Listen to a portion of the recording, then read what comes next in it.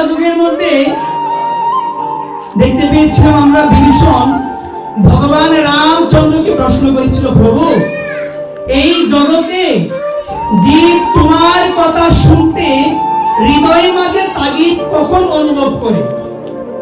যখন বিভীষণ ভগবান রামচন্দ্রকে প্রশ্ন করল, এই জগতে জীব তোমার কথা শুনতে হৃদয়ের মাঝে তাগিদ কখন অনুভব করে, তখন ভগবান রামচন্দ্র ওই বিভীষণের প্রশ্নের উত্তরে বলেছিল, বিভীষণ তুমি মনোযোগ দিয়ে আমার কথাটা শুনো।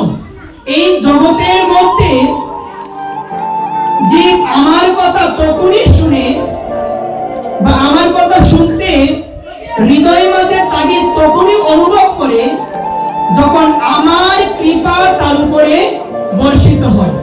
কারণ আমার কৃপা ছাড়া এই জগতে কোনো জীব আমার কথা শুনতে পারে না। তো ভগবান বলে দিয়েছেন, যারা ভগবানের এই কথা শ্রবণ করে তারা হলো বিশেষ ভাগ্যবান। মা ভগবান বলে দিয়েছেন, এই যে আজকে আমরা সবাই সমবেত হয়েছি ভগবানের কথা শ্রবণ করার জন্য। তো ভগবান বলছেন, ভগবানের কৃপা যার উপরে বর্ষিত হয়েছে সেই ভগবানের কথা শুনতে পারে, অন্যথায় ভগবানের কথা আপনি চাইলেও শুনতে পারবেন না। কারণ মা